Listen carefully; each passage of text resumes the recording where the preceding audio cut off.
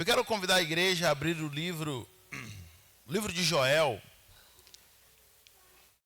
Livro de Joel, no capítulo 2.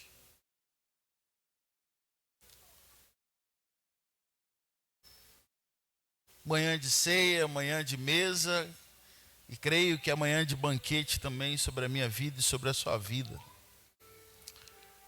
Você pode ficar de pé em reverência à palavra do Senhor? Livro de Joel, capítulo 2. Eu quero ler com você a partir do verso 18.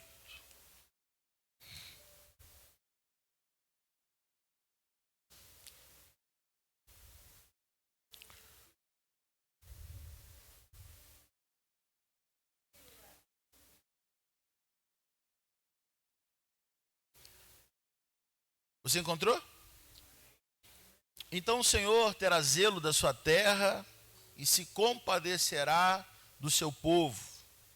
E o Senhor responderá e dirá ao seu povo: eis que vos digo, vos envio trigo, o mosto e o óleo, e deles serei fartos, e vós não entregareis mais aos opróbrios entre as nações. E aquele que é do norte farei partir para lá de vós, para longe de vós. Lançá-lo-ei em uma terra seca e deserta, a sua frente para o mar ocidental e a sua retaguarda para o mar ocidental. E subirá no seu mau cheiro, e subirá a sua podridão, porque fez grandes coisas. Não temas, ó terra, regozija-te alegre, porque o Senhor fez grandes coisas. Não temais mais animais do campo, porque os pastos do deserto ficarão verdes novamente. Porque o arvoredo dará o seu fruto, e a figueira dará a sua força. E vós, filhos de Sião, regozijai-vos e alegrai-vos no Senhor vosso Deus, porque Ele vos dará ensinador de justiça, fará descer a chuva, a temporã, a seródia no primeiro mês. As eiras se encherão de trigo, os lagares transbordarão de mosto e de óleo. Restituí-vos-eis os anos que foram consumidos pelo gafanhoto, o locusta, o pulgão, a oruga e o meu grande exército que enviei contra vós. E comereis fartamente e ficareis satisfeitos. Louvareis o nome do Senhor vosso Deus, que procedeu para convosco maravilhosamente.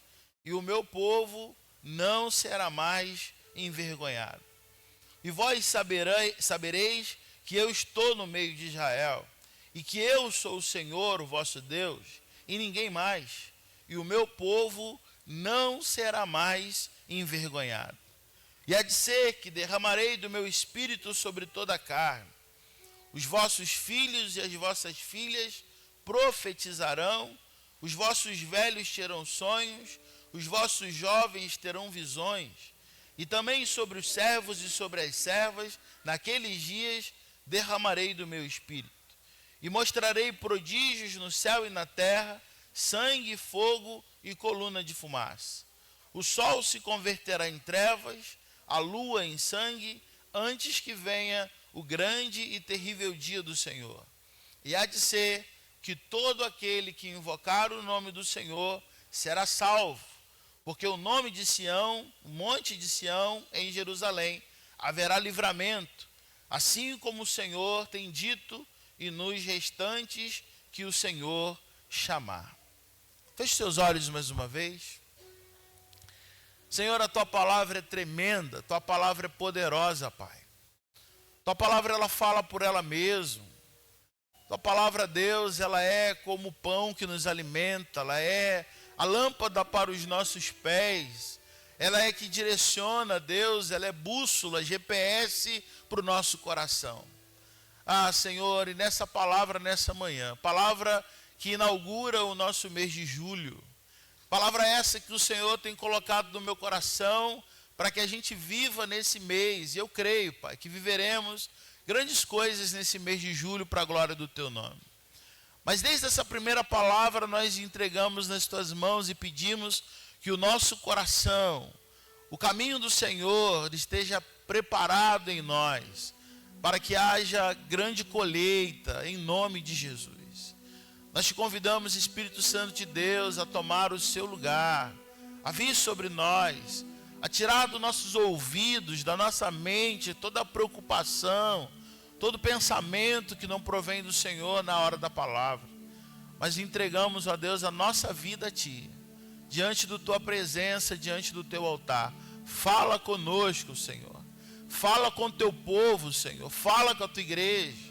Usa, Deus, a minha vida por misericórdia.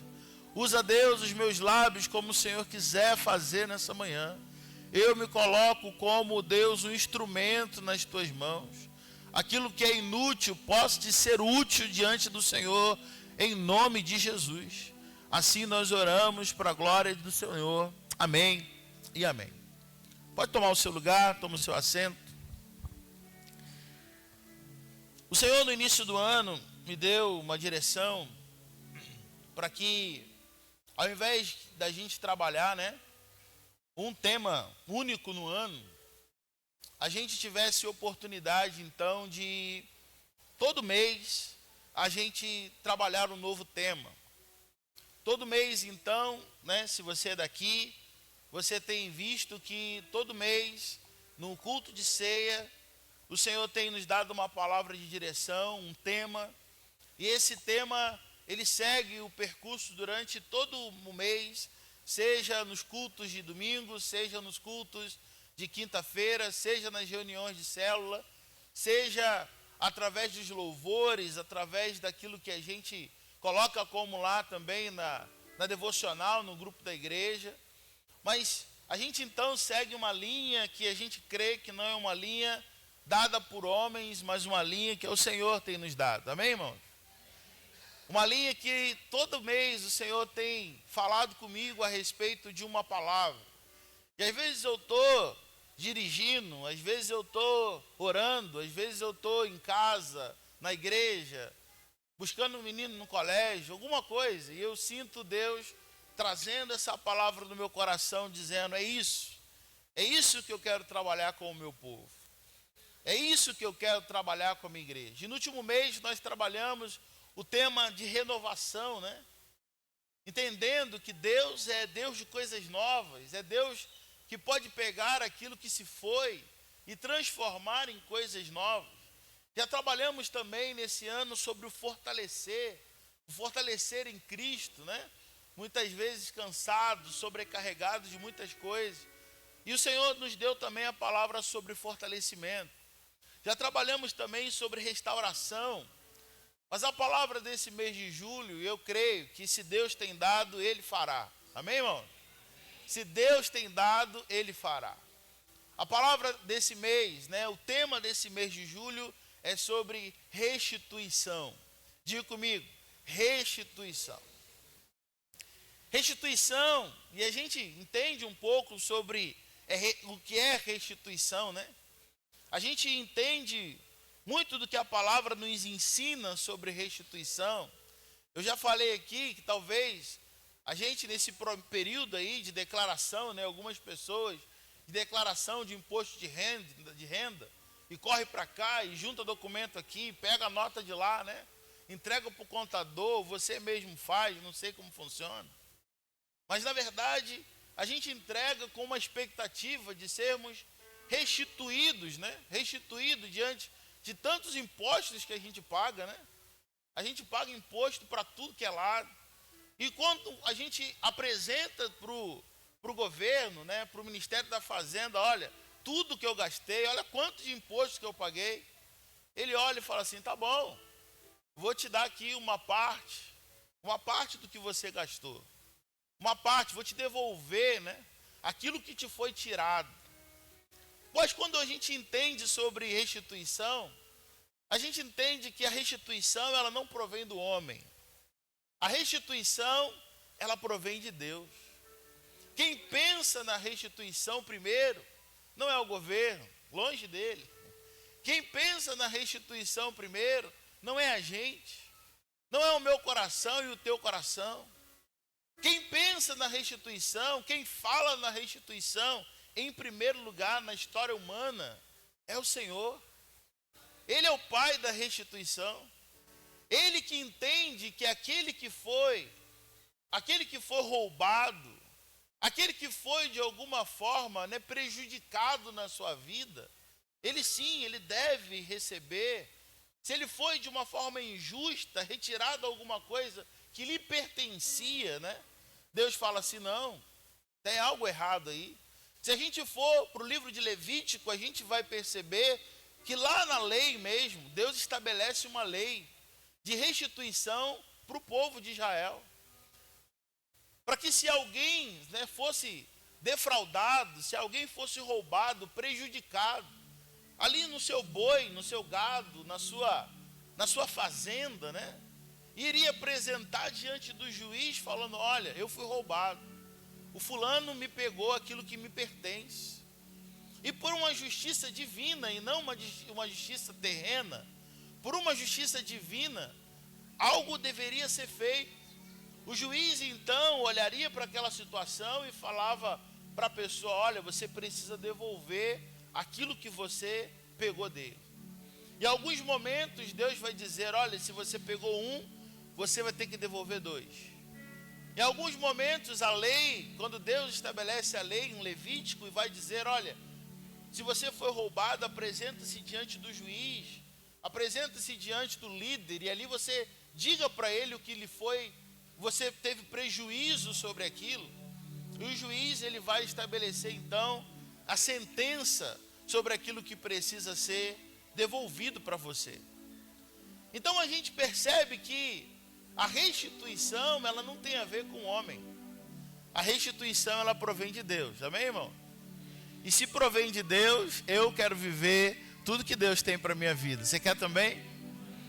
Se a restituição é algo que provém do Senhor, e Ele está dizendo, olha, se alguém lhe roubar alguma coisa injustamente, chegue diante do juiz e diga para ele tudo que você foi roubado, conta para ele.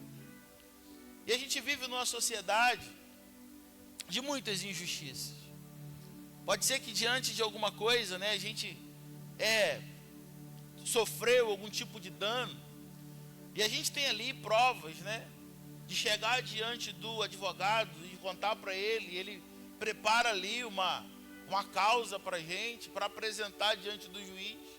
Só que chega diante do juiz, né, às vezes uma morosidade, né, uma lentidão, parece que é uma pilha de papel, e o nosso papel é o último ali da fila, né? E quando chega a nossa vez, talvez é injusto, porque o homem que está por detrás daquela mesa, daquele tribunal, não tem a sensibilidade, não conhece a nossa história, não sabe. Eu não sei se alguém aqui já foi prejudicado juridicamente, né? Algumas pessoas que mesmo que você preparou, você apresentou diante do juiz, ele não concedeu, ele não entendeu, ele não te favoreceu por não conhecer a sua história. Irmãos, mas nós temos um justo juiz, amém? Quem pode dar glória a Deus por ele aí? Nós temos um justo juiz que quando nós apresentamos diante dele a nossa vida, sabe? As nossas causas, e falamos, juiz, Senhor, da minha vida, eu fui roubado, eu estou sendo furtado, olha para a minha causa, olha para a minha situação.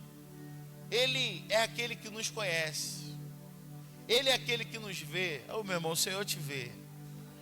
Os olhos do Senhor estão sobre a sua vida, o Senhor te contempla nesse tempo, o Senhor te contempla nesse dia, o Senhor contempla a sua vida. Ele conhece o seu coração, e de fato, diferente de um juiz humano, que talvez não vai dar a atenção devida à sua causa, nós estamos diante de um justo juiz, que ele olha, que ele reconhece, e que ele tem o melhor para a minha vida e para a sua vida. Sabe, irmãos, a palavra de Deus vai dizer que o diabo, ele vem tão somente para quê? Para matar, roubar e para destruir. Mas a palavra de Jesus, quando Jesus está denunciando o ladrão, né, o assassino, termina por aí? Não, Jesus ele vai dizer, mas eu vim, porém eu vim. O ladrão ele pode sim ter vindo para matar, ele pode ter vindo para roubar, destruir, mas eu vim, Jesus diz. Jesus diz, mas eu vim para te dar vida e vida em abundância. O que Jesus está falando então, a palavra restituição, ela não aparece então na fala de Jesus. Mas se o ladrão veio antes, né? Para roubar, matar e destruir. E se Jesus está dizendo então que ele fará diferente, que ele vai dar vida, ele vai devolver aquilo que foi morto, ele vai restituir aquilo que foi roubado, significa que o Senhor então está aqui falando sobre restituição. E eu quero falar alguns níveis ao longo desse mês de restituição, tanto espiritual quanto financeiro, tanto físico, material, quanto ministerial, que muitas vezes ao longo da nossa caminhada a gente vai se perdendo, a gente vai sendo furtado. E é interessante pensar que eu não sei quantos aqui já foram, se já foram assaltados, né? Quantos já foram assaltados aqui? Terrível, né? Oi, minha irmã.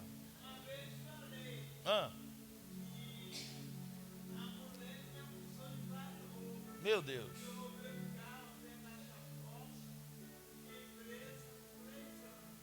Misericórdia. Graças a Deus.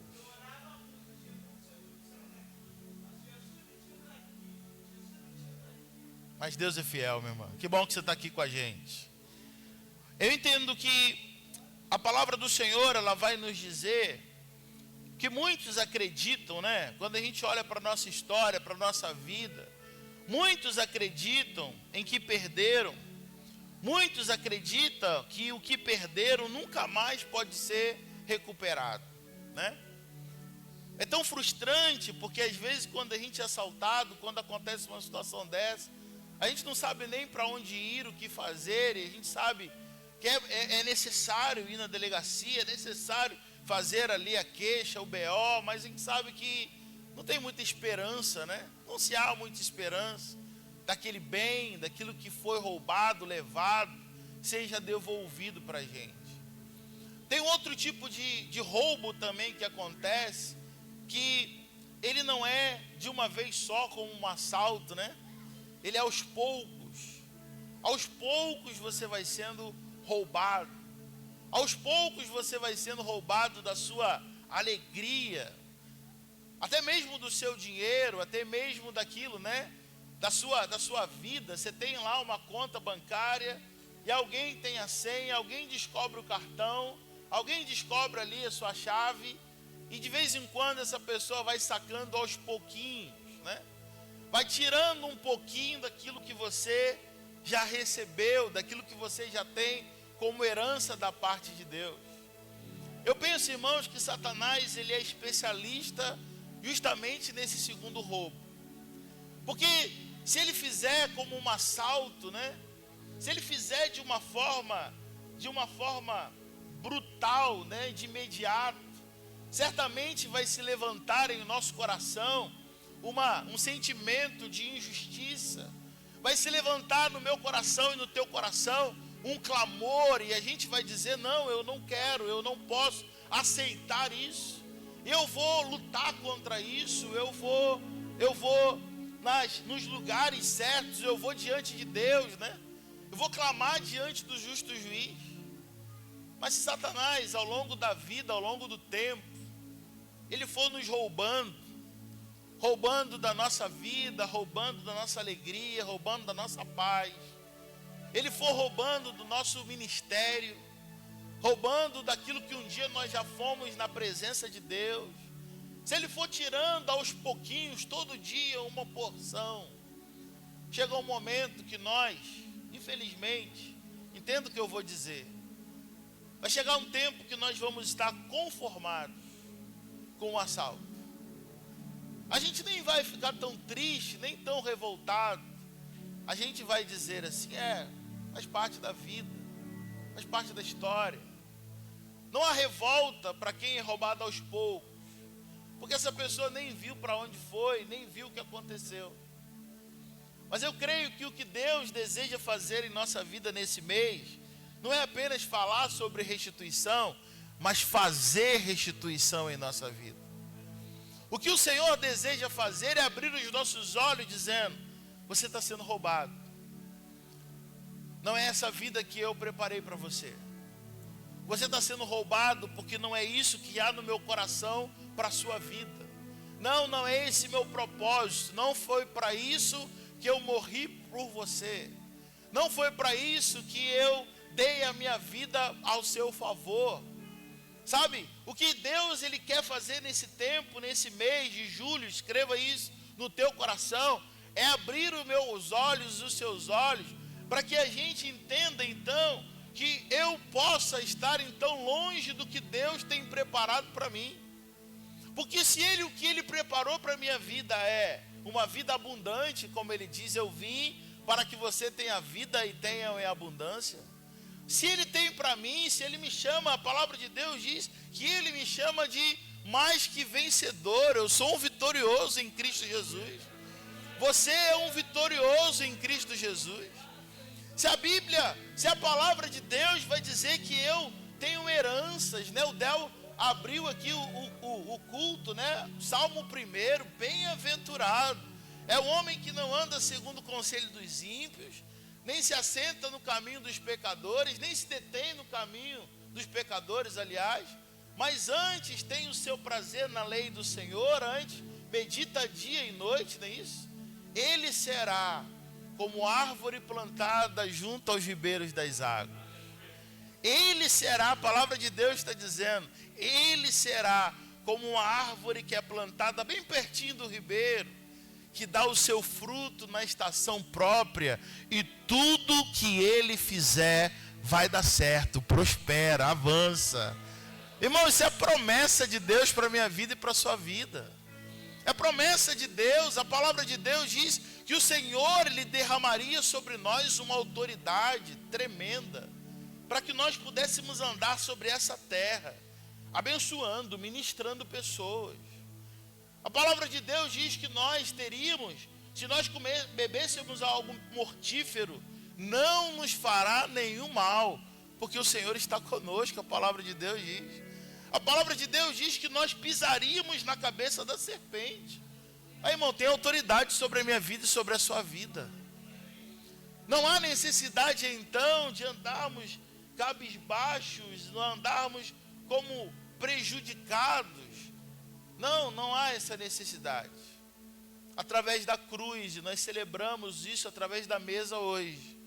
Através da cruz, o Senhor, Ele resgata em nós, que nós somos mais que vitoriosos, mais do que vencedores em Cristo Jesus. Quanto pode dar uma glória a Deus por isso aí, irmãos? Muitos acreditam que o que perderam nunca mais poderá ser recuperado. Mas a promessa de Deus em Joel não só fala de coisas, mas fala de anos, fala de tempos, fala de história que foram danificadas, de vidas que foram cortadas por tragédias, fala de decisões erradas, fala sobre o ataque espiritual.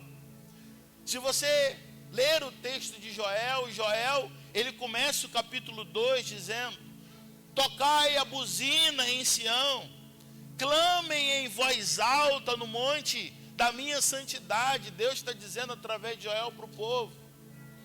O Senhor está chamando o povo porque através da vida de Joel, Deus está estabelecendo um novo tempo sobre a história de Israel. Deus, Ele está dizendo: olha só, cheguem para cá, cheguem perto do monte do Senhor. Santifiquem-se, né? Cheguem perto desse monte, porque eu tenho uma novidade. Eu tenho um tempo de renovo, eu tenho um tempo de restituição. O povo de Israel, ele foi, por conta das suas escolhas, né? Porque muitas vezes nós somos roubados também por escolhas. Não vigiamos. Somos roubados também porque muitas vezes nós damos brecha, não é isso? A Bíblia vai dizer que nós precisamos ser vigilantes o tempo todo. E às vezes uma brechinha que acontece, que nós não vigiamos, é justamente o lugar onde Satanás entra e traz muita morte para a nossa vida. Morte às vezes até mesmo físicas, espirituais, de sonhos. Basta uma oportunidade, basta uma brechinha. Israel não vigiou, Israel não se manteve firme.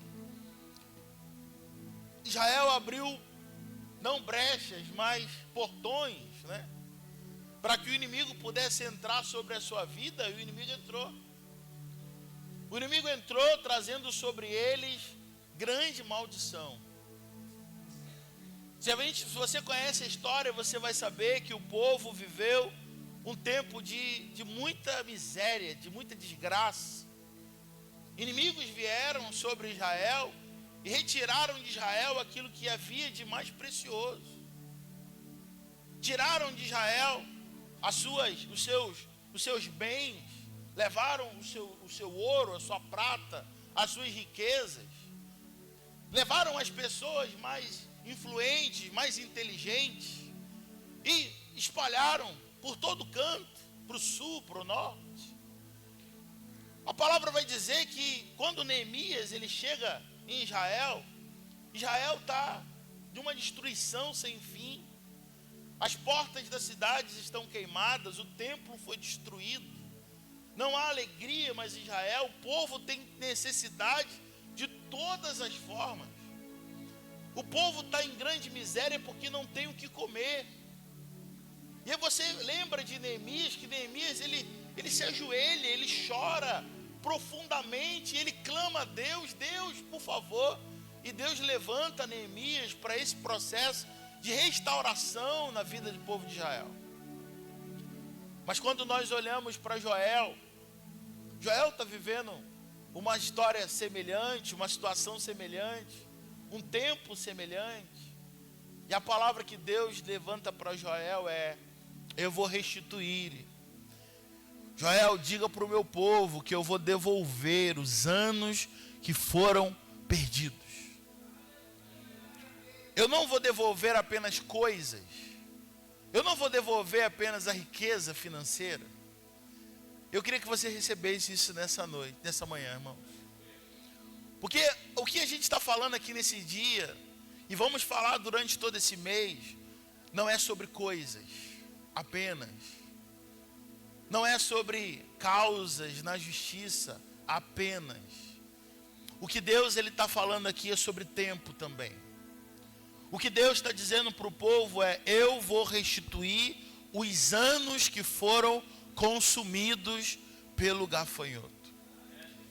Talvez a gente olhe para a nossa vida e a gente diga: meu Deus, quanto tempo perdido. Tanto tempo perdido por conta de uma escolha, tanto tempo perdido por causa de um pecado. Quantas oportunidades perdidas por conta de uma doença, de uma enfermidade. Quantas situações que eu vi escapulindo aos meus dedos, porque o tempo passou. Mas o que Deus está falando, a promessa de Deus para Joel, não fala de coisa, irmãos, mas fala de anos, fala de tempo, fala de uma história que foi danificada, e Deus vai restaurar todas as coisas em nome de Jesus.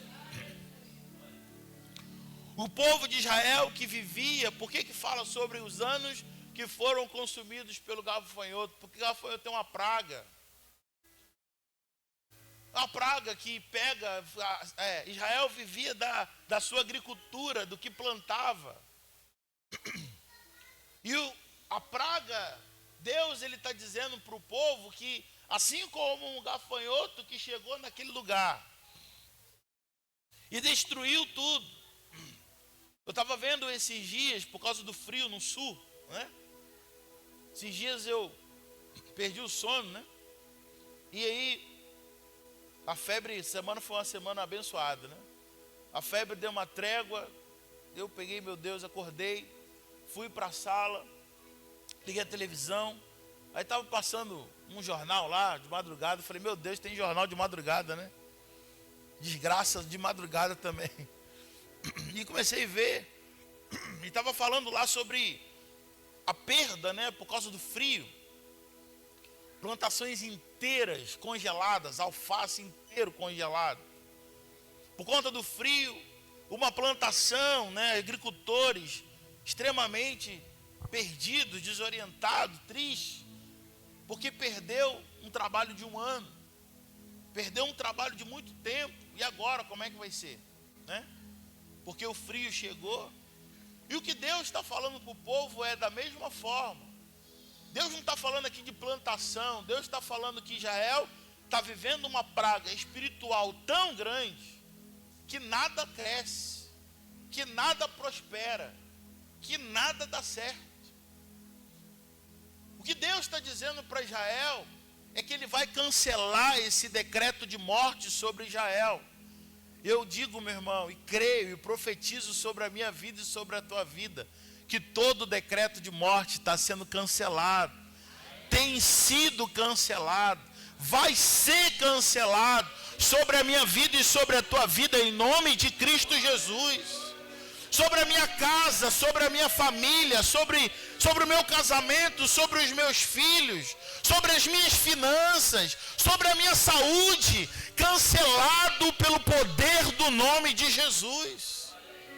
O que Deus está dizendo, olha Israel, essa praga que se instalou por causa do pecado de vocês e arruinou a vida de vocês, Deus está dizendo, eu sou Deus misericordioso, eu sou Deus de graça. Se Deus nos tratasse segundo os nossos merecimentos, os nossos méritos, a praga permaneceria durante a nossa vida inteira, irmãos. Mas quando eu olho para a cruz do Calvário, aleluia, quando eu olho para a cruz de Cristo, quando eu olho para a mesa do Senhor, o que Ele está dizendo, eu estou fazendo uma nova aliança com o meu povo, eu estou fazendo uma nova aliança com a humanidade, e se a humanidade entende, se a humanidade crê, se a humanidade vive, ela não vai viver em desespero, ela não vai viver em roubo, ela não vai viver em miséria, ela se levantará para viver o extraordinário de Deus.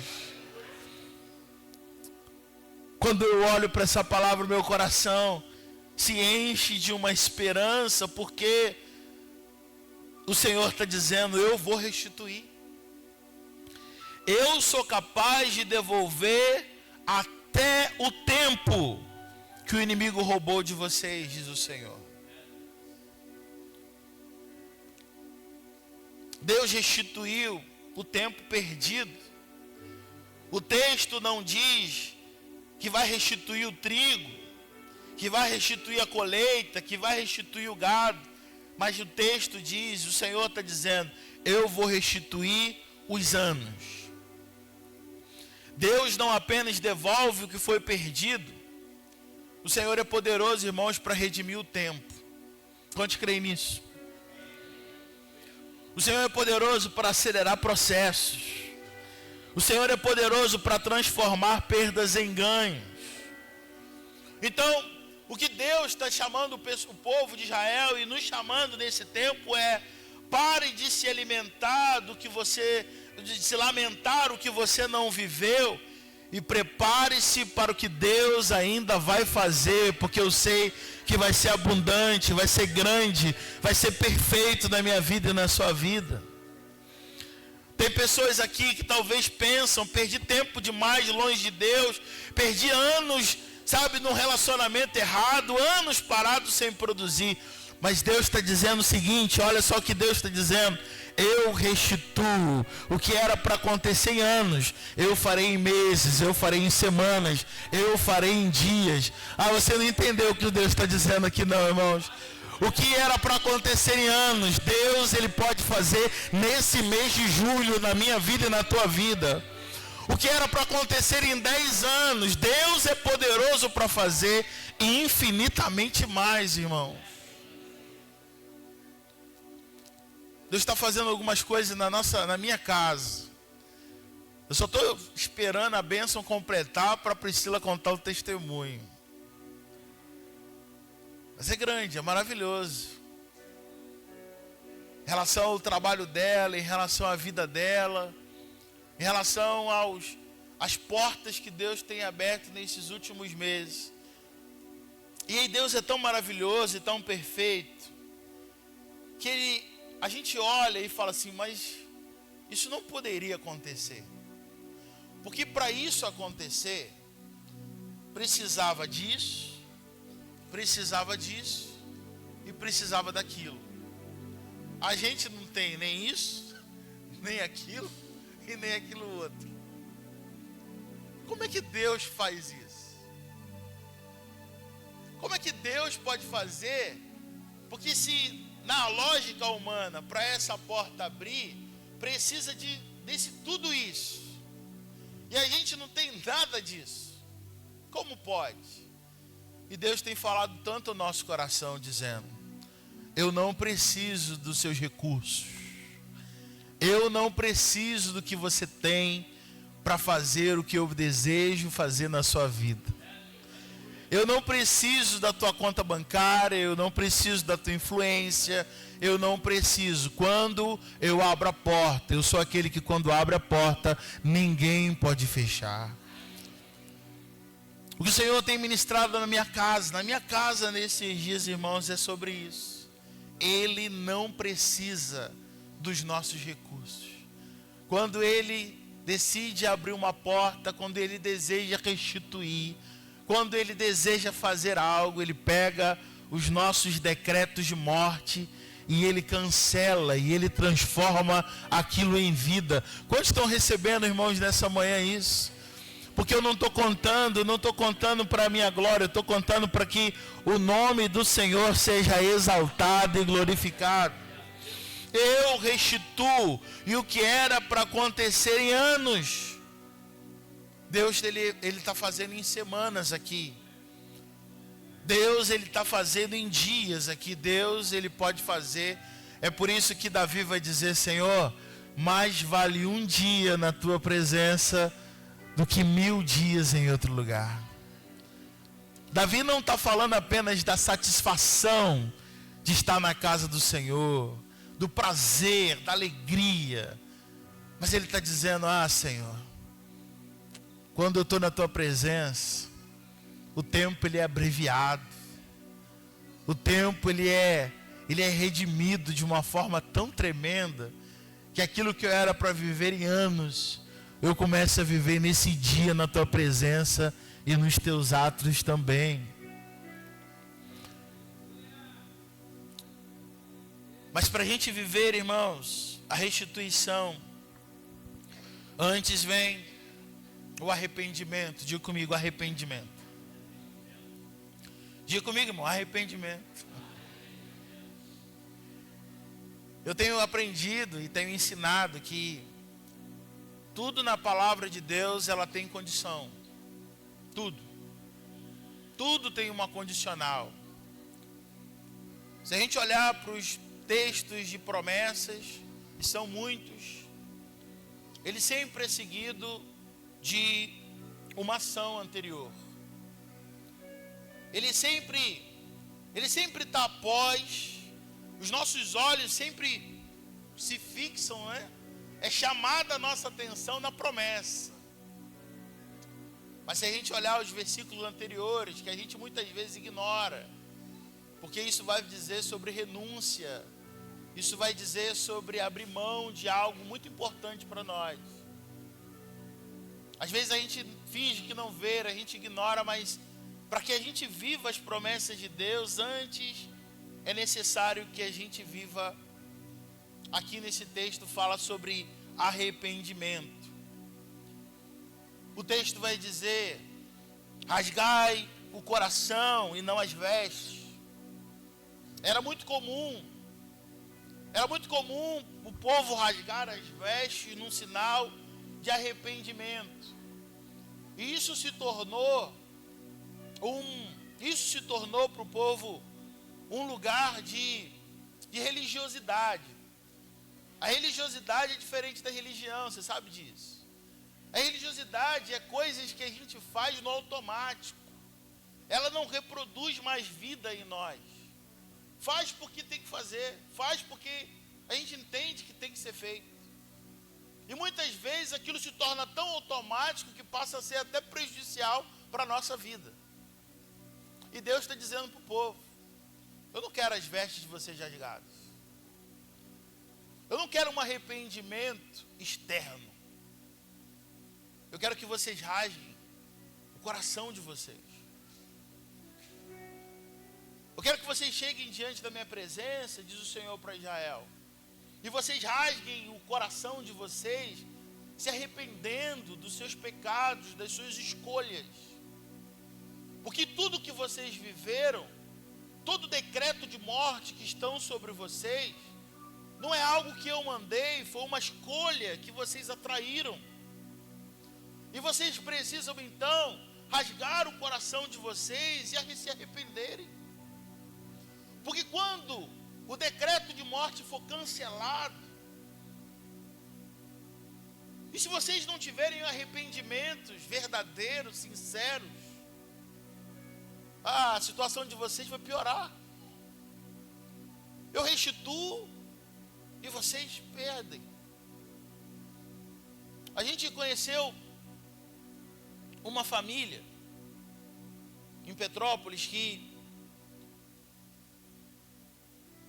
eles foram, durante muitos anos, ele e a esposa, o casal, foram caseiros de uma família muito rica. Essa família não tinha filhos.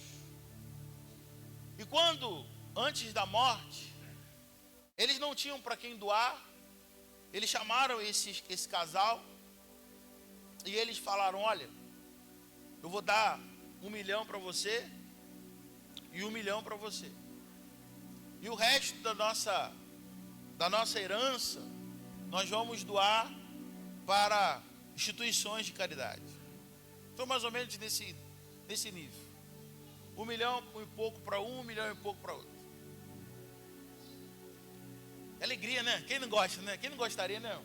Você gostaria, Glorinha? Receber uma bênção dessa? Meu Deus. Valéria, você gostaria? Meu Deus. Você gostaria, varão? Meu Deus. E aí, a vida mudou, né? A vida mudou. Está falando aí de talvez alguns 20 anos atrás, 15, 20 anos atrás. E falta de sabedoria, né? Algumas ações, algumas escolhas erradas, a falta de temor muitas vezes. Eu sei que 1 milhão, né? Para uma das partes, a mulher não, a mulher foi sábia, guardou, escondeu, o marido investiu, o marido fez algumas escolhas equivocadas e o negócio fritou. Em menos de 1 ano, ele perdeu 1 milhão. Uma restituição maravilhosa que Deus tinha dado para eles. Deus falando, vou mudar a sua vida, né? Só que se a gente não tiver, Jane, discernimento, sabedoria, graça, a restituição que Deus derrama sobre nós, ela vai sendo lançada no meio dos nossos dedos como se fosse água. Ela vai sendo levada de novo. Satanás, ele vai roubando outra vez, de novo. Por quê? Porque a porta não foi fechada. Fecha essa porta para mim, Patrícia, por favor. Essa aí, isso. Porque se a porta não for, fica do lado de dentro, tá, varão? Fica do lado de fora não, pode fechar. Essa mesmo, mas você entra. Se a porta não for fechada, irmão, o ladrão continua tendo acesso. Quantos estão entendendo? O que Deus está trazendo para Israel é: arrependei-vos, rasgai os vossos corações e não as vossas vestes, porque eu quero que vocês fechem as portas. Porque uma vez que vocês se convertam e se convertam de verdade, uma vez que vocês se aproximem da minha presença e se aproximem do teu altar, não haverá mais oportunidade para que o ladrão roube novamente. Então Deus, Ele não quer ficar dando e o diabo roubando. Deus não quer ficar entregando e o diabo levando. Não, irmãos. Deus, Ele quer nos abençoar. E quando a Bíblia fala que é de glória em glória, é que uma vez que Ele derrama, restaura a nossa sorte, vai ser de glória em glória. É daqui para frente, é daqui para cima. Não há retrocesso. Não é caminhar 3 passos e dar 2 para trás. Não é isso que Deus está falando que vai fazer nesse mês de julho em nossa vida, em nossa igreja, em nossa casa, para a glória de Deus. Uma vez que a porta está fechada, o inimigo não terá acesso mais sobre nós. Você pode dar uma glória a Deus aí, irmão? Uma vez que o decreto de morte, ele é cancelado sobre a nossa vida, ele é cancelado para sempre em nome de Jesus. Obrigado, tá, minha irmã? Pode ser fechado mesmo, tão frio danado aí. Eu e você precisamos entender isso. Rasgai as vossas vestes e não o seu coração. Há perdas, irmãos, que ela só será curada quando você voltar-se completamente para Deus. Pessoas que querem restituição no casamento, mas muitas vezes não querem mudança no caráter. Deus não vai fazer. Querem restituição financeira, mas não querem viver com fidelidade e honra. Restituição não é mágica. Restituição é graça acompanhada de transformação. Você pode repetir isso comigo? Restituição não é mágica. É graça acompanhada de transformação. Eu finalizo essa palavra nesse dia para a gente participar da ceia do Senhor, pensando que Deus não devolve igual. Deus sempre devolve além. Deus sempre devolve além. Diga comigo, Deus sempre devolve além. Isso está descrito em muitos textos bíblicos, em muitos exemplos. Poderia aqui lembrar de Jó, que teve, sim, a sua vida roubada, né? Apesar de justo, apesar de santo, de irrepreensível nas suas ações, né? Mas teve, sim, roubos, tragédias acontecendo. Mas a devolução de Deus, quando Deus dá um basta, cancela o decreto de morte sobre a casa de Jó, Deus, ele não devolve na mesma proporção. A palavra de Deus está dizendo aqui, a promessa de Deus através de Joel para o povo é: vocês terão abundâncias e vocês serão fartos. Vocês nunca mais serão envergonhados. A restituição de Deus, ela não é apenas compensatória. A restituição de Deus, irmãos, ela é multiplicadora. Ele não apenas conserta o que se quebrou, ele faz novo, ele faz melhor, ele faz maior em nome de Jesus. Nós temos orado por restituição em nossa igreja.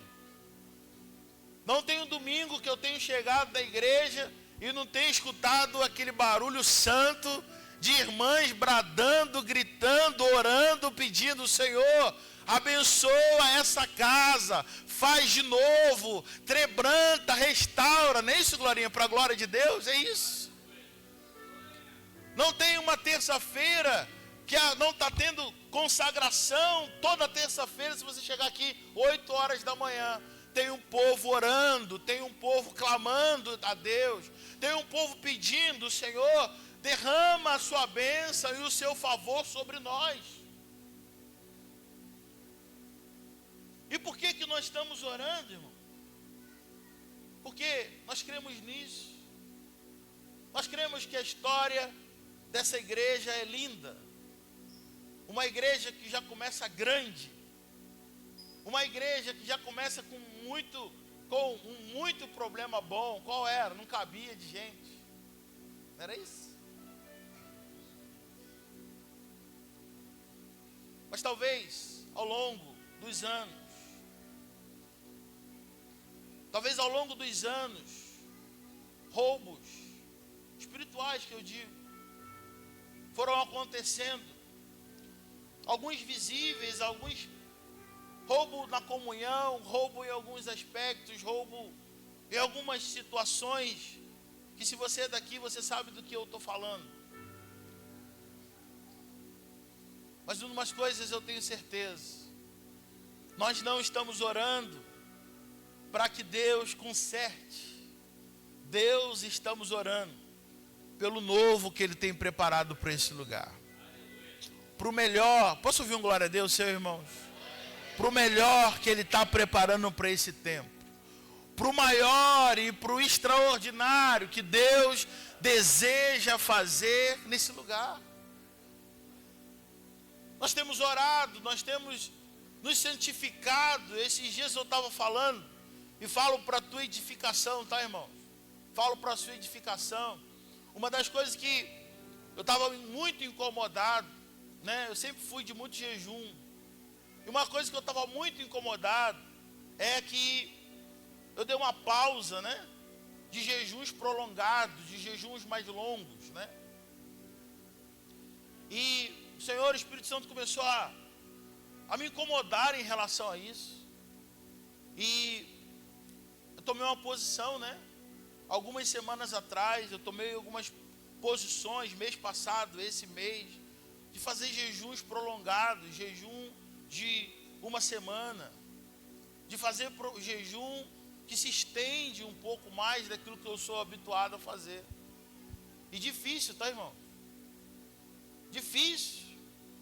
Mamãe em casa, cozinhando bem, esposa em casa, cada vez que vai para a cozinha um cheiro maravilhoso que envolve a casa. Meu filho, vem almoçar, você está tão magrinho, vem comer um pouquinho, meu filho. Falei: não, mãe, estou bem. Vem cá, meu amor, vamos jantar. Não, estou bem. Né?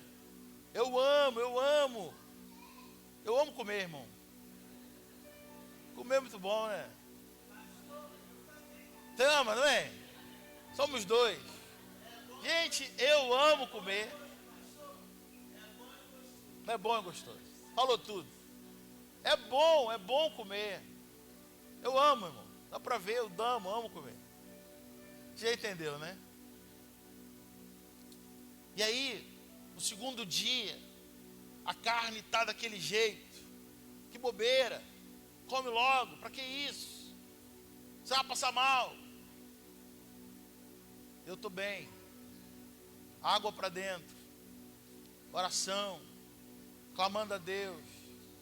Pedindo: Deus, faz de novo, restitui, abre as portas, cura, restaura. Terceiro dia, quarto dia, quinto dia. Terceiro dia a fome vai embora. Você até esquece de querer comer.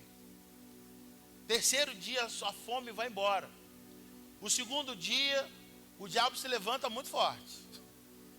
Sua carne briga com você o tempo todo. O terceiro dia, a dor de cabeça vai embora, você fica bem. Seus sentidos, ouvidos, ficam muito atentos àquilo que Deus está falando, está fazendo. e os dias vão passando. Eu estou falando isso não para minha glória, mas estou falando isso para sua edificação, né? Porque eu entendo também que quando um líder faz, ele nos inspira, ele também nos capacita a ir além da onde a gente está. E o que Deus tem falado nesses dias, o que eu estou dizendo tem um povo pagando preço de oração, de jejum, para Deus fazer algo extraordinário nesse lugar, irmão. Tem um povo pagando um preço de santidade, tem um povo pagando preço de intercessão, de oração. Tem um povo dizendo: Pai, eu estou rasgando não as minhas vestes apenas, mas Senhor, eu estou rasgando o meu coração. Nós não estamos confessando apenas os nossos pecados, mas nós estamos confessando o pecado de outras pessoas. A gente está confessando pecado até de quem a gente não conhece. A gente está confessando pecado talvez de que pode ter nem existido. Senhor, se alguém fez, se isso aconteceu, por favor, nos perdoa. Porque nós estamos entendendo que a restituição, ela começa com o coração quebrantado, com o coração genuíno na presença de Deus. E Deus não devolve igual. Ele faz de novo, melhor, maior, para que o nome dele seja glorificado em nome de Jesus. Diga para o seu irmão assim: meu irmão, prepare-se para testemunhar coisa que você jamais imaginou viver. Diga para ele, seja a boca de Deus nessa manhã. Acorda, Tiagão, em nome de Jesus. Amém? Pode chegar para cá. Seus melhores anos não ficarão para trás. Seus melhores anos estão no que Deus vai fazer na sua vida a partir de agora, a partir de julho desse mês, em nome de Jesus.